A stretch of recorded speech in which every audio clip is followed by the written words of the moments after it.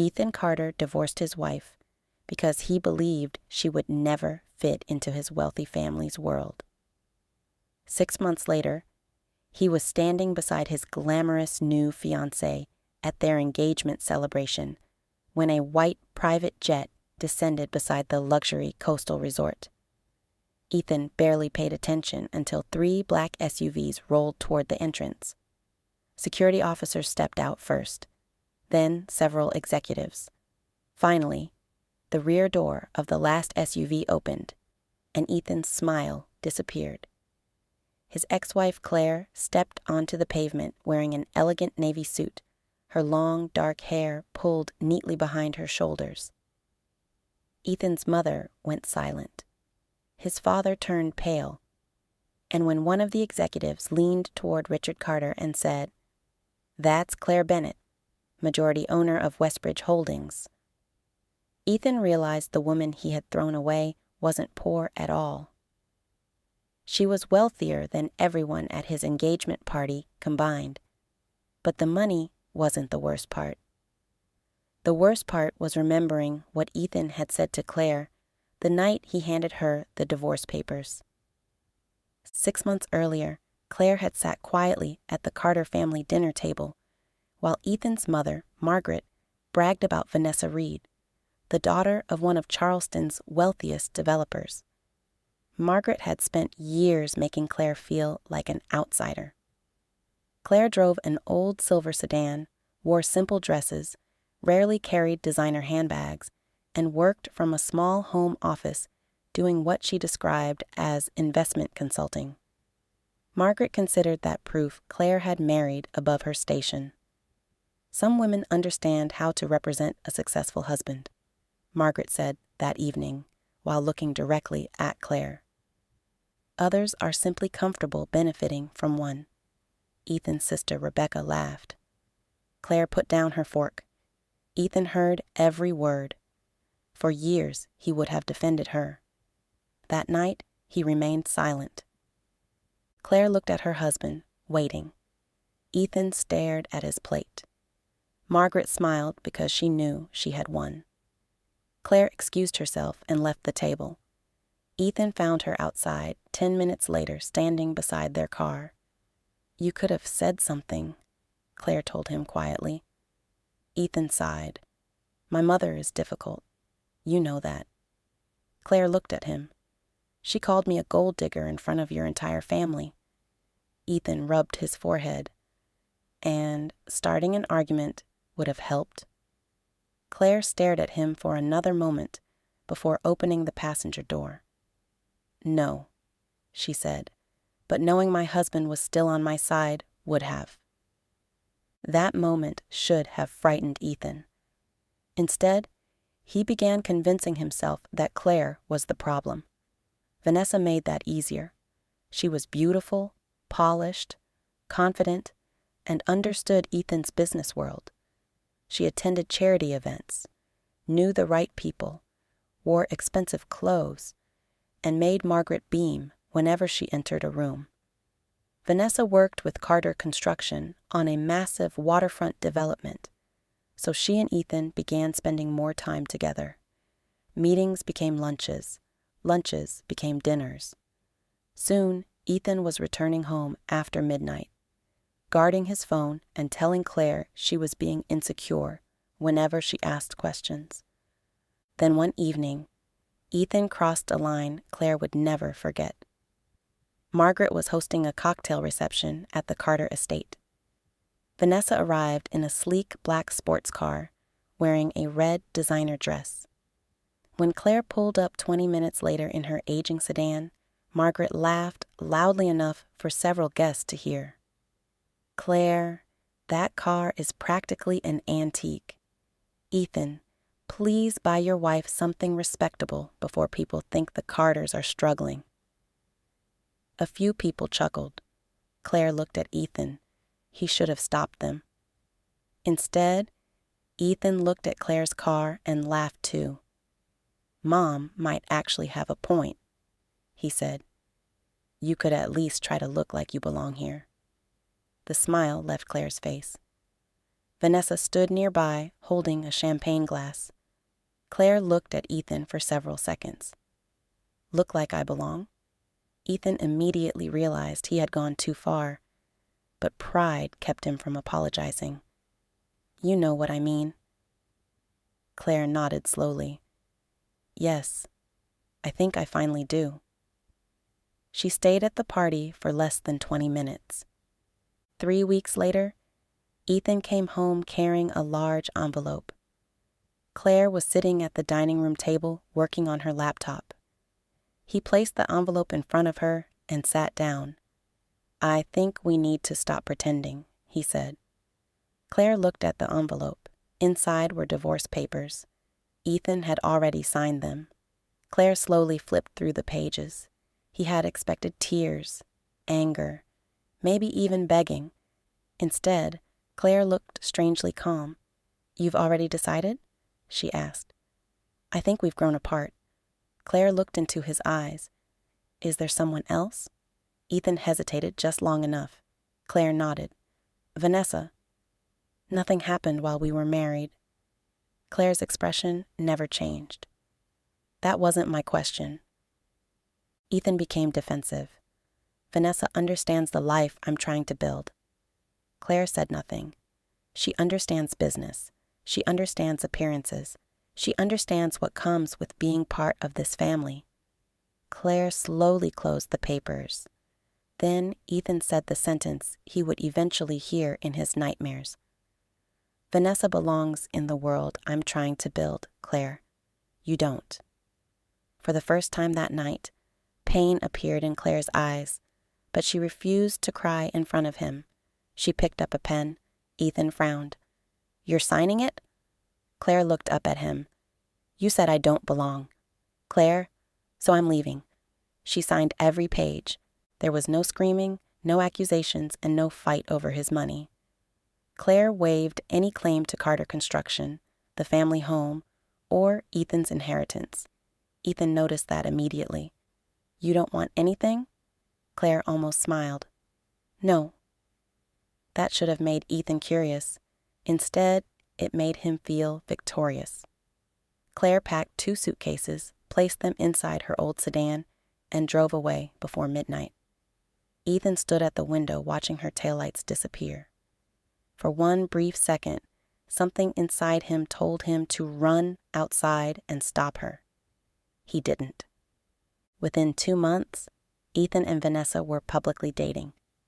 Margaret treated Vanessa like the daughter-in-law she had always wanted.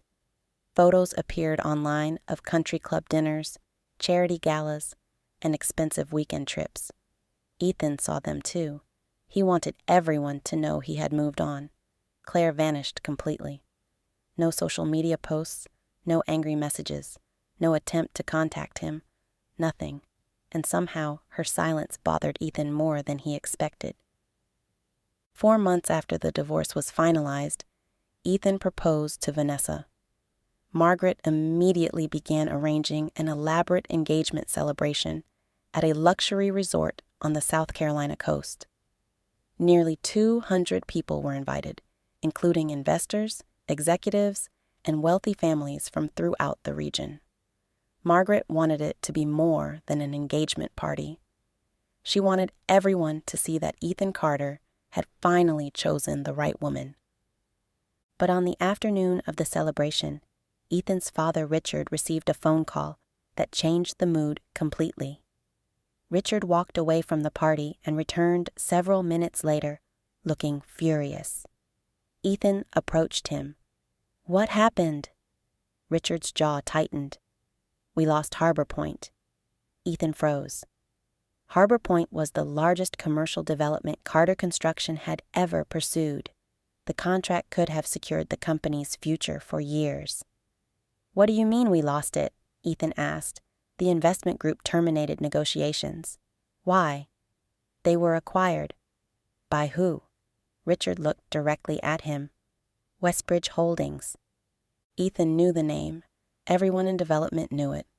Westbridge quietly owned hotels, shipping companies, technology firms, real estate developments, and investment groups around the world.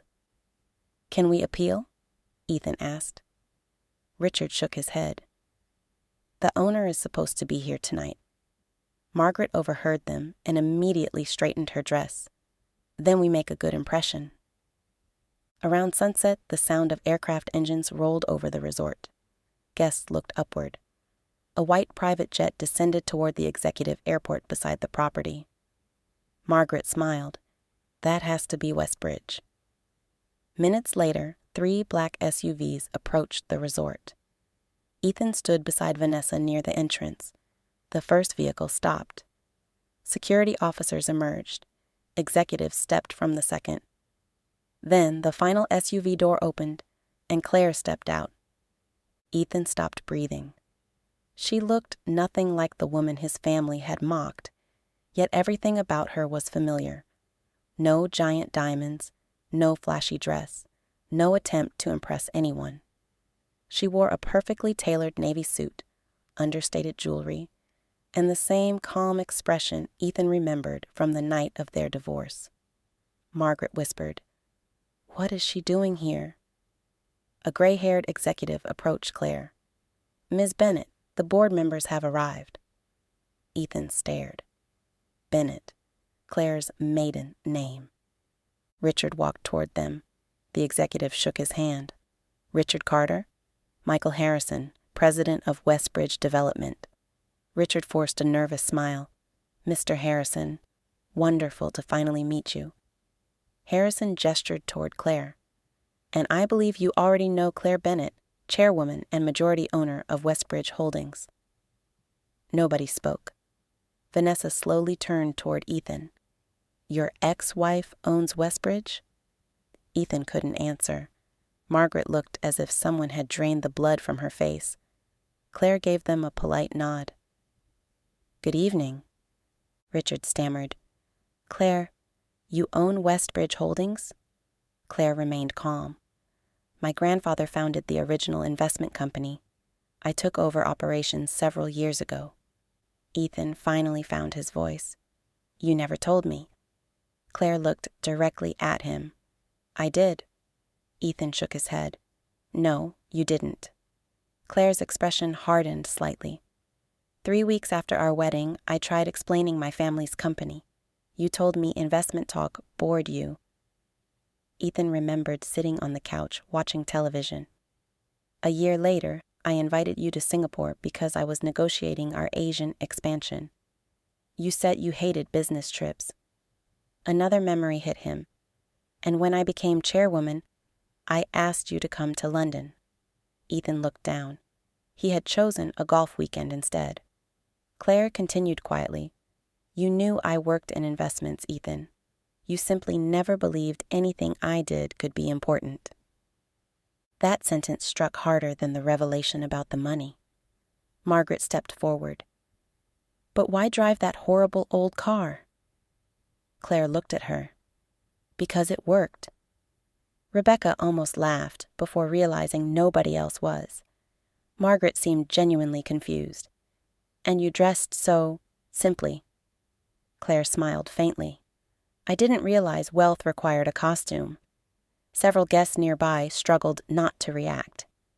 Then Richard asked the question that mattered most to him. "Claire, was Harbor Point taken away because of the divorce?" Claire immediately shook her head. "No." Richard seemed relieved until she continued. "Carter Construction exceeded its projected budget 3 times, missed 2 compliance deadlines, and failed 2 independent safety reviews. Westbridge Development recommended another contractor before I even knew your company was involved." Richard's face fell. Claire added, "I don't use thousands of employees and billions of dollars to settle personal arguments." Everyone heard what she really meant. She had more power than the Carter family could imagine, and she had never used it against them. Margaret finally understood something Ethan had failed to understand for 7 years. Claire had never needed them. She had chosen them. Vanessa grabbed Ethan's arm. "Did you seriously not know any of this?" Ethan pulled her aside. "She never lived like this." Vanessa stared at him. Maybe because she didn't need to prove anything. Ethan looked back at Claire. Executives surrounded her. Investors shook her hand. People who had barely acknowledged her during her marriage now waited for an opportunity to speak with her. Then a handsome man walked toward Claire and kissed her lightly on the cheek. Ethan immediately stiffened. Vanessa noticed. "You're jealous." Ethan looked away. "I'm not." "You're staring at her." "I'm surprised." Vanessa removed her engagement ring. Ethan's eyes widened. "What are you doing?" She placed it in his hand. "I'm not marrying a man who just discovered he still wants his ex-wife." Ethan stepped toward her. "Vanessa." She cut him off. "No, you don't want Claire because you suddenly rediscovered love. You want her because everyone in this room finally sees her value." Vanessa turned and walked away. And for the first time that evening, Ethan had absolutely nobody to blame. Later, Margaret found Claire standing alone near the terrace. "I owe you an apology," Margaret said. Claire looked at her. Margaret swallowed. "I judged you." Claire nodded. "You thought I was poor." Margaret looked uncomfortable. "I was protecting Ethan." Claire's eyes narrowed slightly. "From what?" Margaret had no answer. "A woman who loved him?" Claire asked. Margaret lowered her eyes. Claire continued. "For 7 years, you treated me like my worth depended on what I could bring into your family. If I had arrived wearing diamonds and driving a Bentley, you would have treated me differently." Margaret whispered, "Probably." Claire nodded slowly. "That is exactly why I'm glad you never knew." A few minutes later, Ethan approached Claire near the water. "Can we talk?" Claire almost walked away, then stopped. Ethan struggled to find the words. "I made the biggest mistake of my life." Claire stared toward the ocean. Ethan continued, "I was arrogant. I let my family get inside my head. Vanessa made me feel important." Claire looked at him. "And I didn't?" Ethan immediately shook his head. "That's not what I meant." Claire's expression hardened. "Yes, Ethan, it is." He stepped closer. "I still love you." Claire's expression didn't change. "You love me now?" Ethan swallowed. "I never stopped." Claire almost laughed. 6 months ago, I stood in our kitchen while you told me another woman belonged in your world, and I didn't." Ethan closed his eyes. "I know. You watched me pack. I know. You watched me drive away. I know. You never called." Ethan said nothing. Claire looked directly into his eyes. "And now, after seeing a private jet and hearing what my company is worth, suddenly you remember that you love me?" Ethan shook his head. "It's not the money." Claire took a small step closer. "Then where was this man when I drove an old car?" Ethan's eyes filled with regret. "Where was he when your mother humiliated me? Where was he when I needed my husband to say one sentence at dinner?" Ethan had no answer. Claire nodded. "Exactly." He swallowed. "Can you ever forgive me?" Claire studied him for several seconds. Then she said something Ethan never expected. "Yes." Hope appeared on his face. Claire immediately continued. "But forgiveness doesn't mean reconciliation." The hope disappeared. "I forgive you because I don't want to carry what you did into the rest of my life. But I will never again have to prove that I deserve a seat at someone else's table." Claire stepped closer. "You taught me something important, Ethan." Ethan looked at her. "What?" Claire answered calmly.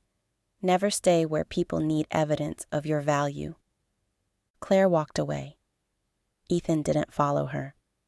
For once, he understood that loving someone meant respecting the decision they made, even when that decision broke your heart. A year later, Carter Construction was smaller, but still operating. Richard had restructured the company and stopped chasing prestige projects it couldn't handle. Margaret became quieter. Rebecca stopped laughing when people judged others for what they wore or drove. And Ethan changed too. Not because Claire returned. She never did. He changed because she didn't. One afternoon, Ethan attended the opening of a children's medical center Carter Construction had helped renovate. A familiar SUV pulled toward the entrance. Claire stepped out. This time there was no private jet, no executives, and no dramatic entrance, just Claire. Ethan smiled. She walked toward him. "You look different," she said. Ethan smiled back. "So do you." Claire laughed. "I look exactly the same." Ethan nodded. "That's the point." For a moment they stood quietly. Then Ethan said, "I owe you something." Claire raised an eyebrow. "Another apology?" Ethan shook his head. "No, a thank you." Claire looked surprised. "For what?" Ethan took a breath.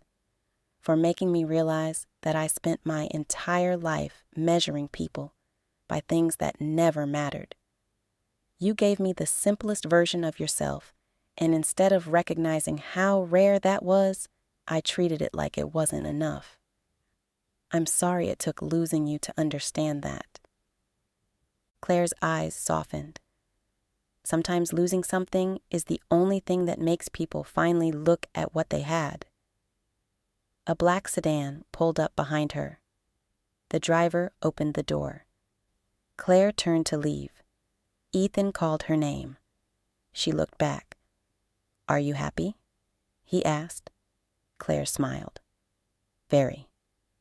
That answer hurt, but for the first time, Ethan was genuinely glad to hear it. Claire climbed into the car and drove away. Ethan watched until the vehicle disappeared. He never got his wife back. He never got another chance. And maybe that was the consequence he needed.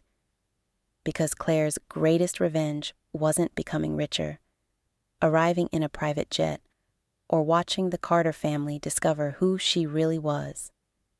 Her greatest revenge was realizing she no longer needed their approval. She had walked into that marriage knowing exactly who she was. Ethan simply hadn't been wise enough to recognize her. And by the time the entire world could see Claire's value, she had finally stopped caring whether he could. If you were Claire, would you have forgiven Ethan, or would you have walked away forever? Let me know in the comments, and subscribe for more stories about betrayal, consequences, and the people who discover someone's value only after losing them.